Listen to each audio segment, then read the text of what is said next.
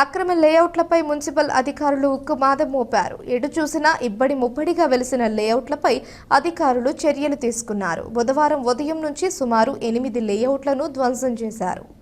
కడప జిల్లా జమ్మలమడుగు మున్సిపాలిటీ పరిధిలో ఉన్న పలు ప్రభుత్వ అనుమతులు లేని అక్రమ లేఅవుట్లను బుధవారం మున్సిపల్ అధికారులు ధ్వంసం చేశారు. మున్సిపాలిటీ పరిధిలో సుమారు 8 లేఅవుట్లకు మున్సిపల్ అనుమతులు లేవని మున్సిపల్ టౌన్ ప్లానింగ్ అధికారి సమక్షంలో పోలీసుల భద్రతతో ఈ లేఅవుట్ల బోర్డులను మరియు లేఅవుట్లకు వేసిన రాళ్లను అధికారులు తొలగించారు. తొలగించిన రాళ్లను సైతం మున్సిపల్ వాహనంలో తరలించారు.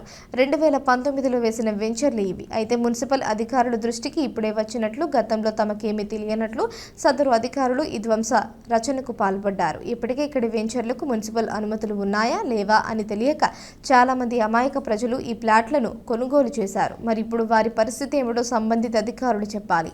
గత 5 సంవత్సరాలుగా జరిగే తంతును చూసిన అధికారులు ఇప్పుడు నిద్రలేచి మున్సిపల్ అనుమతులు లేవంటూ ఈ ధ్వంస రచనకు పాల్పడటంపై సర్వత్రా విమర్శలు వినిపిస్తున్నాయి.